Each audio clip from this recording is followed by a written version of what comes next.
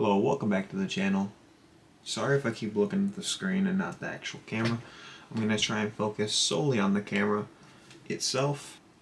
Today we are going to be uploading a why I started even eating the carnivore diet and why I eat the way I eat.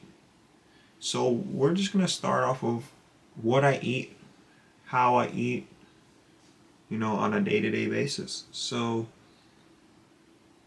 I started on January 1st, 2025, and we have maybe a day and 5 or so hours left until it'll be 1 year on carnivore.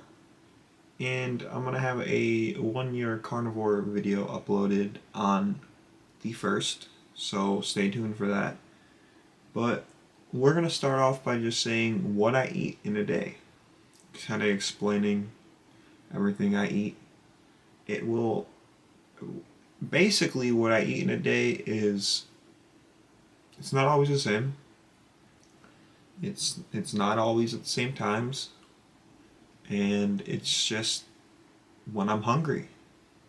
So it's a little tricky when you work in food because you get a break at a certain time, and if you're not hungry and then you go off your break an hour later, you're hungry, you don't want to not be able to eat. You want to have like a knowing of when you're hungry, when your hunger signals are, which mine are still not there fully yet. I don't have like a set time I eat every day, so it's just a little hard for me. But what I eat is I eat eggs, chicken eggs. I tried quail eggs. Quail eggs weren't, they were good, but they're just so small. They're like that small. You get like the smallest little yolk. It's like half the size of an egg yolk from a chicken, but you barely get any egg whites, and they're very hard to crack, and the membrane is a lot stronger inside. Duck eggs are pretty expensive, so I don't buy those, and they're very hard to find. Also, I do have a market by me called Lucky's Market, and they do sell quail eggs almost all the time, and sometimes they have duck eggs. It just depends. Duck eggs are like they're pretty big. You can get like 6 of them for like $4 or $5. So they're pretty on the expensive side. They might even be closer to 6. But I eat eggs. I try to eat pasture raised or blue eggs, but right now I can't really afford those. So I go to Target and they have Good and Gather white eggs for, you can get 12 of them for $1.99, or you can get 18 of them for $2.99, and then they have their cage-free brown eggs from Good and Gather, which are $2.99 for a dozen, 12-pack. I eat maybe 6 to 8 eggs a day. I eat about a stick of butter a day. I eat anything from pork to beef. Beef meaning ground beef or steak when I can afford it, or chuck roast. Any cut of beef works. You can get sirloin. You don't have to get ribeye steak. You can get sirloin. Add a lot of extra fat to it. Butter. I cook with mainly butter and beef tallow. Beef tallow, again, when I can afford it. I luckily got a 3-pack of Lineage of beef tallow for free. And I got a container of, I forgot the brand name. I'll put a picture up on the screen here of the brand name my mother got me for Christmas. They have it at Walmart and I think Target. When I can get it, I get bone broth, and I drink beef bone broth in the morning. Good source of collagen. It has a lot of connective tissue if you get the right bone broth from I should say not the right animal, but from the right parts of what they use for the bone broth. So you can get bone broth, or it can just be called beef broth, and it can say on the ingredients if it's cheaper broth, it's made from beef. You want to get bone broth that's made from the actual bones. It's a little bit more pricey, or you can make it yourself. It just takes over 20 like 20 to 24 hours plus. You get to the 48-hour mark, you know, you have bone broth that you're going to put in the fridge and it's going to turn gelatinous, will solidify. You scoop it out, put it in a cup, scoop it, put it in a saucepan. I prefer a saucepan, but if you have a microwave, you use the microwave in a cup, and it just melts, turns into bone broth. Yeah, a lot of butter. About a stick of butter a day. I did just previously mention that, but I put butter on everything. Salt. You need salt. You need to salt your meat to taste, because you need to retain electrolytes. If you cut out processed foods, you're cutting out, they have a lot of salt added. You're cutting out carbs, you're cutting out the salt, which then your insulin isn't going up, so then your insulin is going down. I think I'm explaining this properly. You get an insulin spike from carbs and all that, and if you don't get an insulin spike, I'm pretty sure what happens is your body excretes a lot of its electrolytes, and then you're also not eating a lot of salt, so then it's not maintaining those electrolytes because of the insulin and all that other stuff. I'm not a scientist, I'm not a doctor, but I've seen some videos where they were talking about a lot of this stuff. It makes a lot of sense. So you want to salt the taste so your body can retain electrolytes. And most people on carnivore need a electrolyte supplement. And I will link the one down in the description I use. They don't even know who I am. I just follow the guy. His name is Ken Berry. It's a company he's like collabed with. But you can get their daily minerals, but you would just take it, the tablespoon, and cut it into threes, which is a teaspoon. And you'll get the same minerals and the same electrolytes as you would in just the electrolyte blend. You could put that in your food. I pour some in my beef after I drain the beef juice out. If you do that, do not add salt. Unless you taste it after and you need more salt, then add more salt. But I find that it makes it plenty salty. And then you get your potassium, magnesium, and all your trace minerals, you know, all that good stuff. But yeah, so break down, long story short, what I eat in a day is beef, prioritize ruminant animals, so a beef, a lamb, a bison, a deer, there's a bunch of ruminant animals. The reason why I prioritize the ruminant animals is because they have 4-chamber stomachs, which basically filters out all the bull crap they eat, and it produces more nutrients in their meat over time. You don't want to prioritize pork or chicken. I do like pork and chicken. We're having chicken drumsticks today with the skin on, which is important. You don't want skinless chicken. You want chicken thighs with the skin on. You want chicken drumsticks with the skin on if you're eating chicken, but don't prioritize it. Eat your pork for your vitamin B1, thiamine. It's good for your brain, but do not prioritize pork. If you prioritize ruminant animals, mainly beef because it's the most affordable, you will thrive more. Found that out a little bit later, that I was eating a little too much bacon. Also, the bacon in pork, and bacon comes from pork, but you know, bacon is pork, comes from pigs. It has a high omega-6 ratio to a low omega-3 ratio, which the omega-6 is bad for you and the omega-3s are better for you. And it has linoleic acid, which is basically all this stuff goes into their fat because they only have one stomach. They're monogastric animals, so you're getting a lot of inflammatory omega-6s, one of them being linoleic acid, which then stores in your cells and causes a lot of cell membrane issues. So prioritize your ruminant meat, prioritize your eggs, prioritize your salt, and prioritize just drinking water, and you'll feel a lot better. Now, why did I start the carnivore diet? I started the carnivore diet because I have a severe autoimmune disorder, and when I tell people I'm on a carnivore diet and tell them why, they're like, props to you, or they, are very disgusted, and whatever else. They think I'm going to die in a year, die when I'm in 2 years. According to the, FDA guidelines and all the doctors, I should be dead right now. Knock on wood that I don't die soon. if I die soon, I will be meeting my Lord and Savior, so I'm not even worried, honestly. But the severe autoimmune disorder I have is, in lamest short terms, which is not really short term, but it's AS, and it stands for ankylosing spondylitis. Now, like I was saying, the people who do say congratulations, good job on the diet, are the people who are literally follow it with, that must take a lot of discipline. And it does take a lot of discipline. Right now, I got water here. I'm gonna drink a little bit of this water.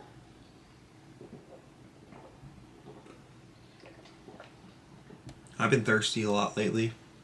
I only drink water when I'm thirsty. Some days I don't drink water at all. Sometimes I go 2-3 days without drinking any water. Christmas Day, I drank like 12 of these cups, which is probably like 32 ounces of water in each. I was just thirsty, dude. The thing is, I didn't pee a lot neither, like I would have normally did. Anyways, we're not going to get into that. We're going to get into what ankylosing spondylitis is. Give me 1 second so I can read off this definition. I gotta...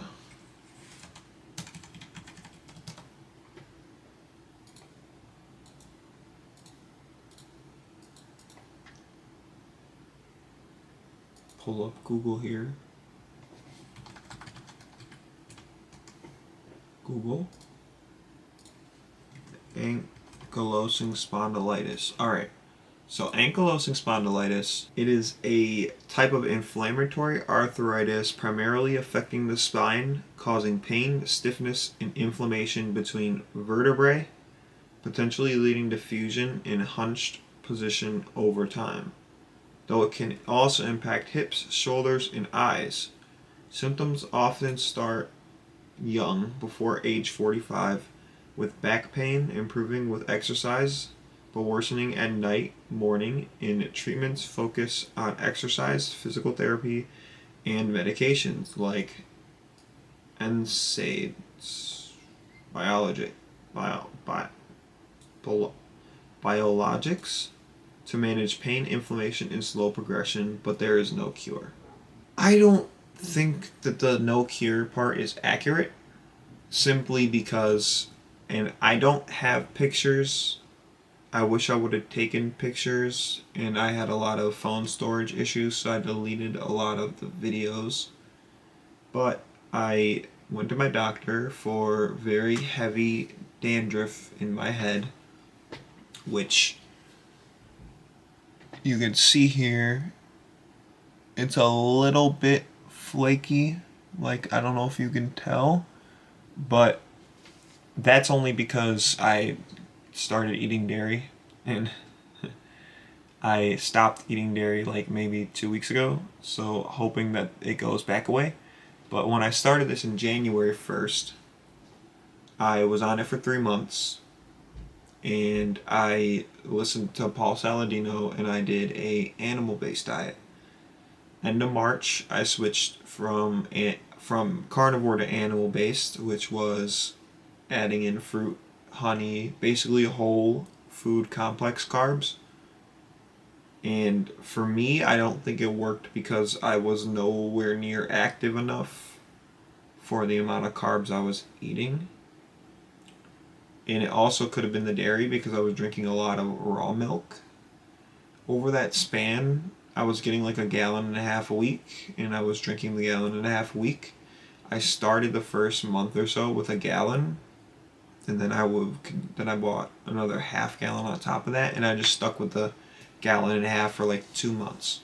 Got it from Prairie Foods. It's a local like herd share where you get a share of a herd, and you go to a pickup location once a week, and all of that. It was like $28 for 1.5 gallons, which isn't terrible. It's better than Sprouts. They want like $10 for 1/2 gallon, $12 for 1/2 gallon. I was drinking a lot of that, mixing honey in it, and I was drinking the Lineage honey, the glyphosate-free honey. And I don't know if my psoriasis came back because of that, but it was completely gone when 2 months in carnivore, completely gone. And I had like bad scabs that would like ooze from my head. Sorry if I'm getting into too much information, but I feel like I'm making this video and you guys need to know. Well, 2 months into carnivore, the scabbing and the flaking went away for like a month. Then I went onto the animal-based diet, and the scabbing and the oozing, whatever, didn't come back. It just, I got really bad dandruff. So that happened, and then I was like, yeah, I'm getting my psoriasis. I think it's coming back. So March, April, May. So the end of June, 3 months in, I quit because they basically recommend 90 days. So I did the whole 90 days. The flaking in that came back maybe like 30, or not 30, that's 2 months. 2 months is 60. Came back 60 days into the animal-based diet. So I'm like, alright, well, I'm going to do this for another month. If it gets worse, I'm just going to cut it early. It didn't get worse, so just the dandruff got really bad. None of the scabs or anything came back. So then after that, I was like, alright, so the itching came back, the dandruff came back, but no scabs. So I'm like, alright, I hate this itching. And I just went straight back into carnivore. Along with the like itching and dandruff and that, I had a very thick, like down to about here, line across my whole forehead of like dead skin just stuck there. So that came along with it. But I cut all that stuff out. But the weird thing is I don't know if it was because I was still only eating meat on top of like the fruit and honey, and that is still all whole foods. My psoriasis and all that like started coming back, the dandruff part and all that. But before I did animal based, 3 months into carnivore, when I switched, I still had eczema, and I had it mainly like here, in like these areas, and then I had it here, down like my sides, on each side, eczema. That went away 2 months into animal base, like right at the same time as my dandruff and stuff started coming back. That went away. So I don't know if that was primarily because I was still eating whole foods, and maybe that's what healed it. Because it's not like I added the fruit and honey and that, and then I was also adding junk back in. I was still eating my primary diet. But that went away, and it hasn't came back since. So I'm gonna, I'm gonna knock on my dresser that's made of wood again, because I don't want to jinx anything. But I doubt that would happen. Just because I'm now strict carnivore again. I'm just waiting for the dairy symptoms to go away, so that hopefully the flaking goes away. Now, another thing is what was I thinking of? Train of thought died. Okay, doctor. So before all of this, I was mentioning I went to the doctor. I told them I might have seborrheic dermatitis, and at this time I was working at Aldi in the warehouse, and I didn't think about diet. I didn't know what diet like would help with all this. And this one guy, I forgot his name, I can't think of his name, he was the GOAT. He knew a lot of everything, and he basically he explained to me that his kid had seborrheic dermatitis. I think it was his kid, and he cured it with diet. He said just look up into like what diet would do whatever for skin problems and all that. So I didn't think about it. I didn't know where to start. I went to my doctor, and this was before he mentioned that, like a few months before. So I'm at the doctor, and the doctor looks and he's like, yeah, you're going to have to go to a dermatologist. I'm like, okay. He's like, it's seborrheic dermatitis for sure, and you have to go see a dermatologist. I'm like, alright. So I get the referral. I go see the dermatologist. The dermatologist is, fixing my head, whatever. And also he referred me to the dermatologist for the eczema too. And I thought it would be, they know what they're talking about. And at this time I wasn't thinking anything diet, because like I said, it was like 2 or 3 months before this guy at Aldi mentioned diet.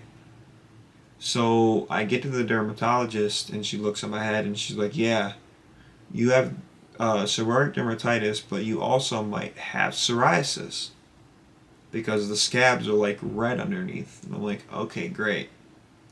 So what do I do?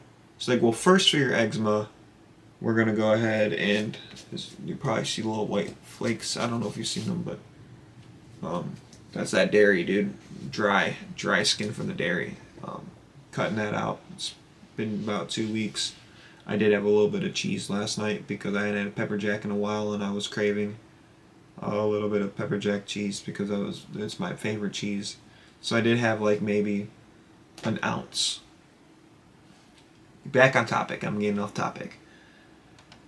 Lady's like, yeah, so I'll prescribe you a steroid cream. I'm like, okay, what does that do?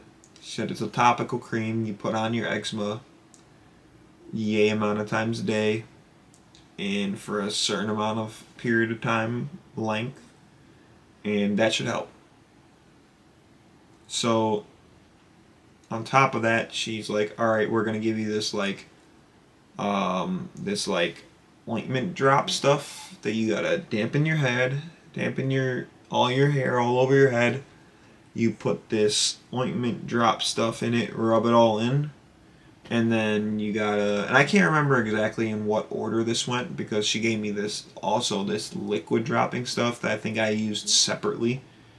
But one of the two, I had to wear like a shower cap. So I bought this really nice like $15 satin lined shower cap that was rewashable, and I used that. It was pretty comfortable because it was a more of a expensive shower cap and it was rewashable and all that. But it was just annoying. I had to wear it for 4 hours at a time, 2 times a day, and it was like in the morning time and at nighttime. And at nighttime, I'm not up all hours of the night even at that time. So I didn't like I had it on and I'm going to sleep with this thing on. So I'm like rolling around and it's making noise and it's like I have long hair and it wouldn't go over my ears, so I had to put it over my ears. So it partially made me deaf. On top of it, all the noise with my ears being covered, it like echoes in there. It was just mad annoying. And then like I'm waking up in the middle of the night because it's shifting and then my hair is coming out and it's making my pillow all wet. So I'm like, alright, so I did this for maybe a few weeks to a month. It did nothing. Absolutely nothing. Steroid cream did nothing. So I made an appointment back with the dermatologist and they were like, yeah, we don't have an appointment open for like a month. Continue to do the medications like in your head and continue to put the steroid cream on, your arm there. And I'm like, okay. Got to about a week later, I'm like, I can't do this no more. Like it was getting to a point where I just wanted to like shave my head bald, not worry about any hair, and maybe it would get to where like maybe my hair was in the way and it wasn't being absorbed in my scalp right. I'm like, dude, there has to be a better way. So fast forward a few months later, I never went back to the dermatologist. I dealt with it. I stopped using the dropper and the liquid and then the thicker liquid. It was kind of not like, it wasn't like a gel or anything, but it was like a thicker substance that was able to be droppable, but the other one was actually like water consistency liquid. So there were two different types of medication. And I stopped taking the steroid cream. The eczema never went away. And then I found out from this guy, he's like, yeah, try diet. So I'm doing a little bit of research. And then my buddy Sam messages me and he's like, yo, you should try this carnivore diet. He messaged me that, I was getting an implant done at the time. And I was like, yeah, I don't want to like have problems with the implant healing. So I'm going to wait until I get the implant and it's healed.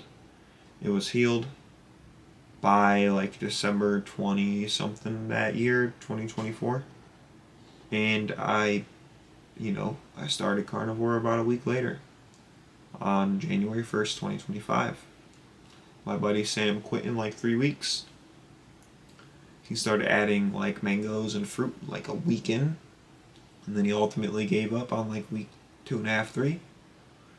And he was like, yeah, I didn't feel any difference in my depression, maybe a little bit. And he's like, I didn't think it was worth it, yada, yada, yada. And I'm like, yeah, that's just him not trying to stick with it because he was having carb withdrawals and all that stuff. I didn't bother him. Now, fast forward today, I still have a little bit of dandruff, but the psoriasis went away, like I said, about, I want to say, 2 months into being strict carnivore.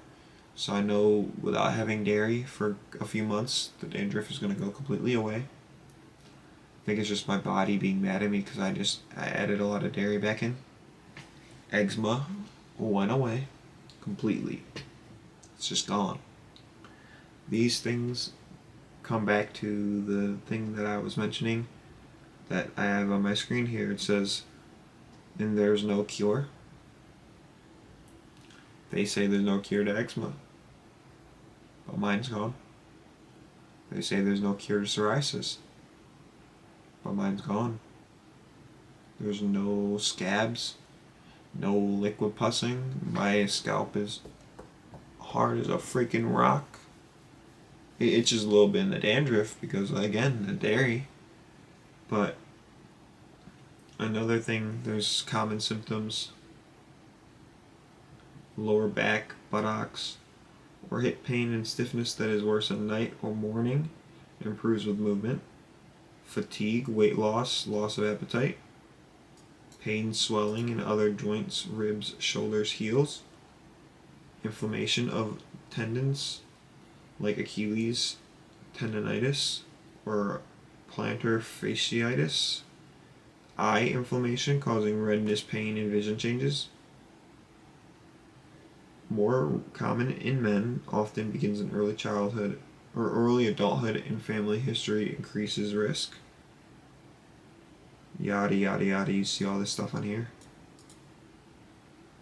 But at the end of the day, I still have inflammation. I still have back pain. But my inflammation and all that went down, I would say maybe 75-80%. And all my other conditions just went away. So that is just overall why I started the carnivore diet, was because I am trying to take back my birthright to my health. And at the end of the day, it comes down to you have to decide what's right for you. Because no matter how close you are to your doctor, no matter how you think your doctor thinks of you, no matter if you like your doctor has 8 minutes with you. That's all they give them. You ever wonder why the doctor was rushed? Felt like they were rushing for you to get out of there?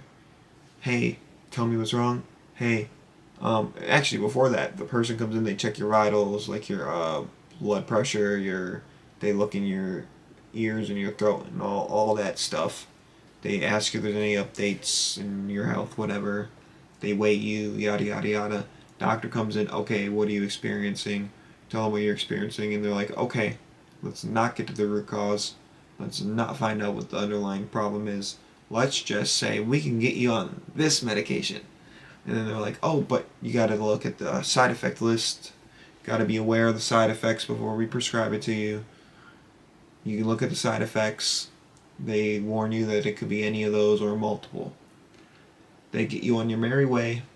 You pay for your medication, whether insurance covers it or not, or if your insurance covers it, you pay a small amount or nothing. But then it leads to you having side effects or not working, so then they put you on other medications, take you off that one, put you on a different one.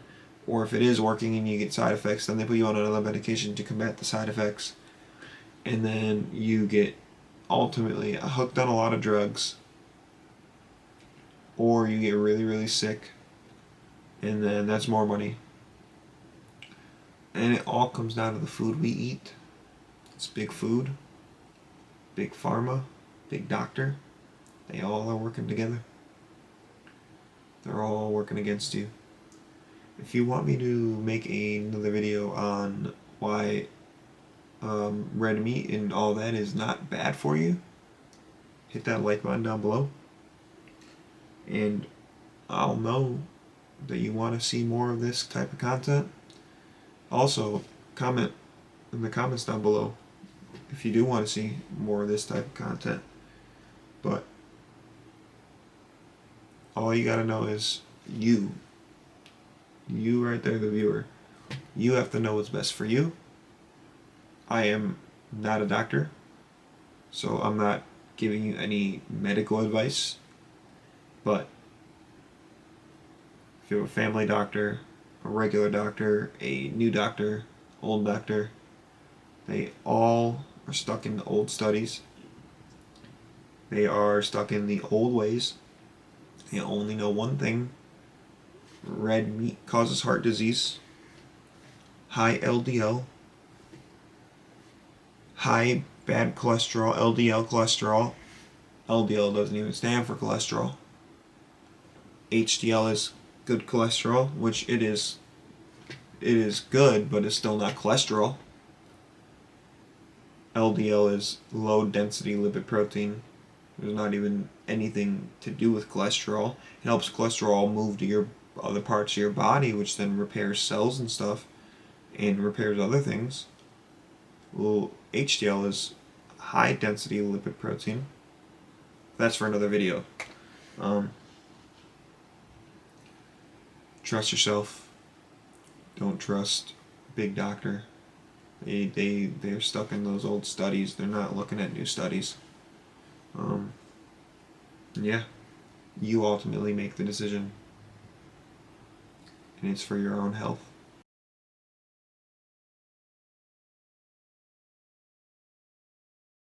Enough of the rambling. That's going to be the end of today's video.